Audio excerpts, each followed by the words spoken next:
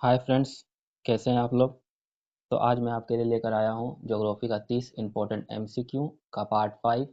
और आप लोग को ये सारे क्वेश्चन जो है रेलवे के एग्ज़ाम में कितना इम्पोर्टेंट है, तो आप लोग इस वीडियो को पूरा देखिए और अगर वीडियो पसंद आए तो मुझे सब्सक्राइब ज़रूर करें। तो चलिए वीडियो स्टार्ट करते हैं। पहला क्वेश्चन है, कोयला किस प्रकार का संसाधन है? नवीनीकरणीय, अनवीनीकरणीय, अजैव या जैव? इसका आंसर हो जाएगा ऑप्शन नंबर बी, अनवीनीकरणीय। ठीक है, चलिए नेक्स्ट क्वेश्चन है, ग्लोबल वार्मिंग से कालांतर में निम्न में से कौन सी स्थितियां उत्पन्न हो सकती है?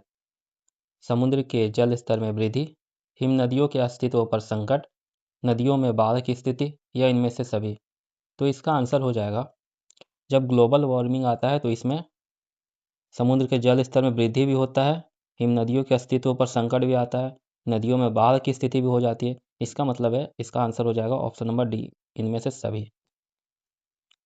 तो चलिए नेक्स्ट क्वेश्चन है, संचार के लिए वायुमंडल की कौन सी परत में उपग्रह स्थापित किए जाते हैं? संचार के लिए बोला है। ठीक, आपके ऑप्शन है समताप मंडल, क्षोभ मंडल, मध्य मंडल या आयन मंडल। तो इसका आंसर हो जाएगा ऑप्शन नंबर 4, आयन मंडल। संचार के लिए आयन मंडल।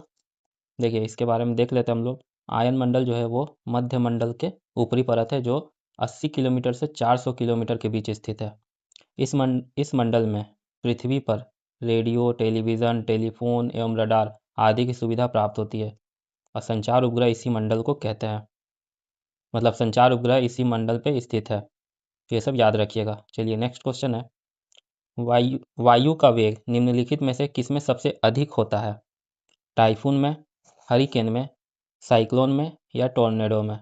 तो इसका आंसर हो जाएगा ऑप्शन नंबर 4, टॉर्नेडो। देखिए टाइफून्स, हरिकेन, साइक्लोन, इन सब का जो स्पीड है वो 64 से 72 माइल्स पर आवर है, लेकिन टोर्नेडो की जो स्पीड है वो 110 माइल्स पर आवर है। तो इस हिसाब से देखा जाए तो टोर्नेडो की स्पीड ज़्यादा है। चलिए नेक्स्ट क्वेश्चन है, सूर्य और तारों की ऊर्जा का स्रोत है परमाणु विखंडन, आकाशगंगा की ऊर्जा, नाभिकीय संलयन या घूर्णन गति? इसका आंसर हो जाएगा ऑप्शन नंबर सी, नाभिकीय संलयन। देखिए नाभिकीय संलयन वो प्रक्रिया है जिसमें हाइड्रोजन जो है टूट के हीलियम में बदल जाता है और यहाँ पर सूर्य और तारों की ऊर्जा का स्रोत इसी को कहते हैं, नाभिकीय संलयन को। चलिए नेक्स्ट क्वेश्चन है, सौर मंडल के किस ग्रह को वैक्यूम क्लीनर कहा जाता है? बृहस्पति, वीनस, शनि या यूरेनस? इसका आंसर हो जाएगा ऑप्शन नंबर ए, बृहस्पति। देखिए वैक्यूम क्लीनर, बृहस्पति जो है हमारे सौर मंडल का सबसे बड़ा ग्रह है और इसकी जो गुरुत्वाकर्षण शक्ति जो है वो सबसे ज़्यादा है। तो जब भी पृथ्वी में कोई क्षुद्र ग्रह या धूमकेतु टकराने आता है तो बृहस्पति जो है उसे अपनी गुरुत्वाकर्षण बल से खींच लेता है, क्योंकि बृहस्पति का गुरुत्वाकर्षण बल पृथ्वी के तुलना में बहुत ज़्यादा है। तो सारे धूमकेतु और क्षुद्र ग्रह को अपनी तरफ खींच लेता है, इसलिए हम लोग बृहस्पति को वैक्यूम क्लीनर कहते हैं।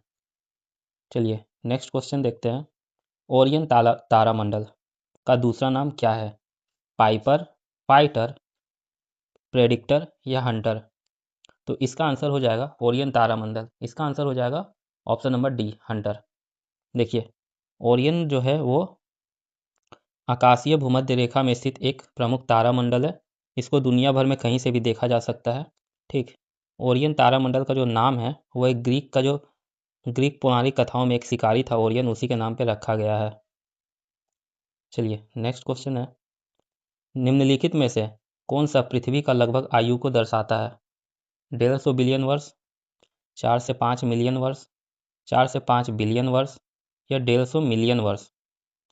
इसका आंसर हो जाएगा ऑप्शन नंबर सी, 4 से 5 बिलियन वर्ष पृथ्वी की आयु। चलिए नेक्स्ट क्वेश्चन है, तारों का टिमटिमाना तारों की रोशनी के वायुमंडल में से किसके कारण होता है? अपवर्तन के कारण, वन विक्षेपण के कारण, प्रकीर्णन के कारण या परावर्तन के कारण? तो तारों का जो टिमटिमाना है वो अपवर्तन के कारण होता है। चलिए नेक्स्ट क्वेश्चन है, हिप्पोकैम्प किस ग्रह का चंद्रमा है, यानी किस ग्रह का उपग्रह है?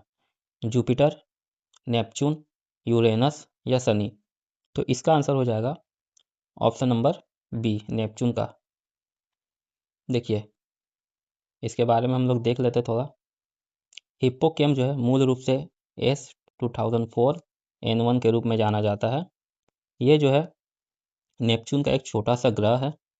1 जुलाई 2013 में इसको खोजा गया था। 1 जुलाई 2013 में इसको खोजा गया था, ठीक है, जिसके कारण नेपच्यून के उपग्रहों की जो संख्या है वो बढ़कर 14 हो गई। हिप्पोकैम्पस जो है वास्तविक जीवन के समुद्री घोड़ों का भी जीनस नाम है इससे। चलिए ये सब याद रखिएगा। नेक्स्ट क्वेश्चन है, भूकंप की शक्ति को भूकंप की शक्ति के परिणाम को मापा जाता है रिएक्टर पैमाने पर, केल्विन पैमाने पर, एम्पियर पैमाने पर या रोंटगन पैमाने पर। तो इसका आंसर हो जाएगा ऑप्शन नंबर ए, रिएक्टर पैमाने पर। ठीक है, चलिए नेक्स्ट क्वेश्चन है, देखिए निम्नलिखित में से कौन सा युग्म सही सुमेलित नहीं है। स्थानीय हवा और देश दिया है, इसमें बताना है कि इस देश में ये हवा चलती है या नहीं। तो चिनूक यूएसए में, ये सही है।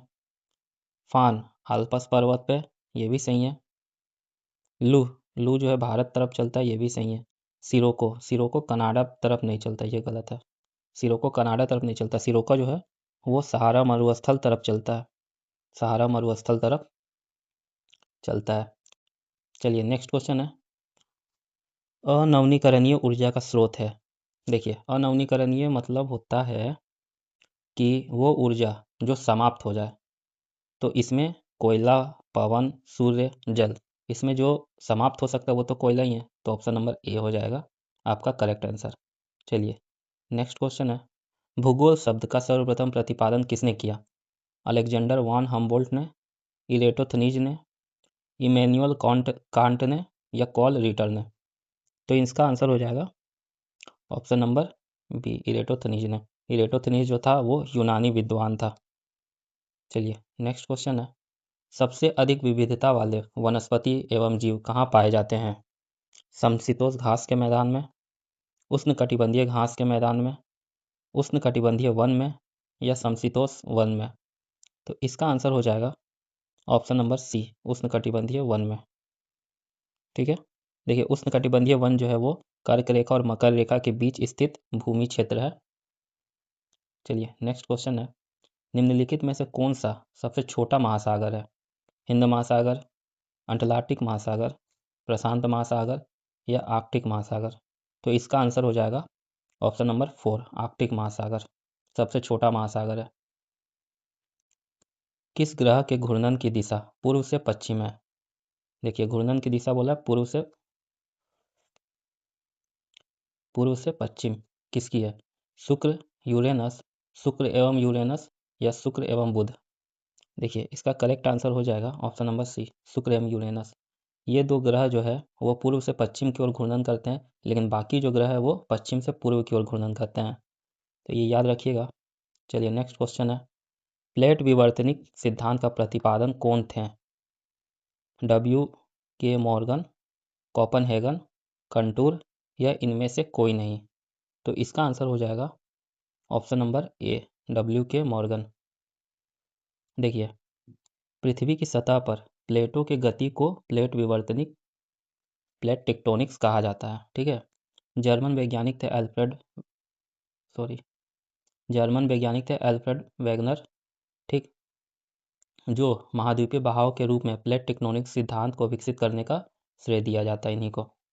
प्लेट टेक्टोनिक्स शब्द जो है इसका इस्तेमाल सबसे पहले टोरंटो विश्वविद्यालय के टोजो विल्सन ने किया था, और वहीं प्लेट टेक्टोनिक्स सिद्धांत को सबसे पहले 1962 में प्रिंसटन विश्वविद्यालय के W.K. मॉर्गन ने प्रकाशित किया। तो ये याद रखिएगा। चलिए नेक्स्ट क्वेश्चन है, निम्न में से कौन पर्वतीय वन के वृक्ष नहीं है। चील, स्प्रूस, सिल्वर या सिंकोना। तो इसका आंसर हो जाएगा ऑप्शन नंबर डी, सिंकोना। देखिए चील, स्प्रूस और सिल्वर जो है वो पर्वतीय वन है, सिंकोना जो है वो पर्वतीय वन नहीं है। ये जो है फूलों के पौधे की एक प्रजाति है जिसका ज़्यादातर इस्तेमाल जो है वो औषधि बनाने में किया जाता है। और सिंकोना के जो पेड़ हैं वो उष्णकटिबंधीय सदाबहार वनों में पाया जाता है। तो ये सब याद रखिएगा। चलिए नेक्स्ट क्वेश्चन है, सूर्य ग्रहण होता है जब सूरज, चंद्रमा और पृथ्वी के बीच आ जाए, जब चंद्रमा जो है वो सूर्य और पृथ्वी के बीच आ जाए, पृथ्वी की परछाई चंद्रमा पर पड़ती है, सूर्य, चंद्रमा, पृथ्वी त्रिकोण बनाते हैं। तो इसका आंसर हो जाएगा ऑप्शन नंबर बी। जब चंद्रमा जो है सूर्य और पृथ्वी के बीच आ जाए तब सूर्य ग्रहण कहते हैं। चलिए नेक्स्ट क्वेश्चन है, ग्रहों की गति का संचालन होता है न्यूटन की गति द्वारा, केपलर के नियम द्वारा, गुरुत्वाकर्षण के नियम द्वारा या बॉयलर के नियम द्वारा। तो इसका आंसर हो जाएगा ऑप्शन नंबर बी। ग्रहों की गति का संचालन केपलर के नियम द्वारा होता है। देखिए केपलर ने टोटल 3 नियम दिए थे, ठीक है। पहला नियम को कहते हैं हम लोग कक्षाओं का नियम, दूसरा नियम को कहते हैं क्षेत्रीय चाल का नियम, और वहीं तीसरे नियम को कहते हैं परिक्रमण काल का नियम।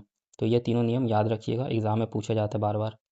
चलिए नेक्स्ट क्वेश्चन है, उत्तरी तथा उत्तरी पश्चिम भारत में चलने वाली गर्म एवं शुष्क हवाएं कहलाती है चिनूक, फोहा, ब्लिजर्ड, लू।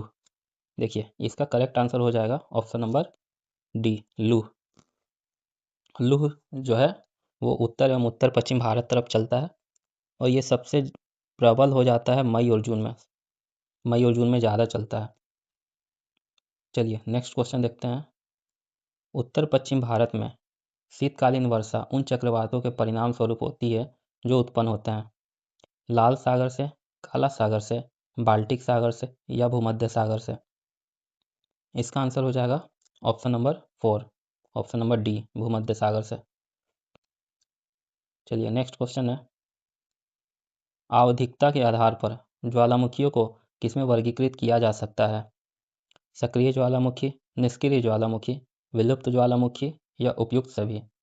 तो इसका आंसर हो जाएगा ज्वालामुखी को किसमें वर्गीकृत किया जा सकता है, तो ज्वालामुखी को इन तीनों में वर्गीकृत किया जा सकता है, ठीक है। देखिए सक्रिय ज्वालामुखी उसको बोलते हैं जो बार बार विस्फोट होते रहता है, निष्क्रिय ज्वालामुखी उसको बोलते हैं जो एकदम बंद हो गया है, और वहीं विलुप्त ज्वालामुखी या प्रसुप्त ज्वालामुखी उसको बोलते हैं जो लंबे समय से शांत है और वो कभी भी विस्फोट हो सकता है। चलिए नेक्स्ट क्वेश्चन है, जैसे जैसे हम डैश से डैश की ओर बढ़ते हैं दिन और रात की अवधि में अंतर बढ़ता जाता है। तो इसका आंसर आप लोग देखिए, जैसे जैसे हम लोग भूमध्य रेखा से ध्रुव की ओर बढ़ते हैं दिन और रात के अंतर बढ़ता रहता है। तो इसका करेक्ट आंसर हो जाएगा ऑप्शन नंबर ए, ठीक है। चलिए नेक्स्ट क्वेश्चन है, निम्न में से कौन सा ज्वालामुखी क्षेत्र 10,000 धुआंओं की घाटी के नाम से जाना जाता है कोटोपेक्सी, चिम्बोराजो, काटमाई, एटना। देखिए 10,000 धुआंओं की घाटी, इसका आंसर हो जाएगा ऑप्शन नंबर सी, काटमाई। देखिए काटमाई जो है उसको 10,000 धुआंओं की घाटी के रूप से जाना जाता है। काटमाई जो है वो दक्षिणी अलास्का का एक बड़ा ज्वालामुखी है, ठीक है। और वहीं कोटोपेक्सी कोटोपेक्सी जो है वो इक्वाडोर का एक ज्वालामुखी है।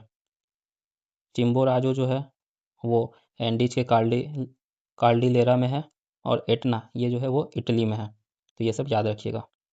चलिए नेक्स्ट क्वेश्चन है, एस आकार का महासागरीय कटक है प्रिंस एडवर्ड कटक, मध्य अटलांटिक कटक, सोकोंचा कटक या पूर्वी प्रशांत कटक।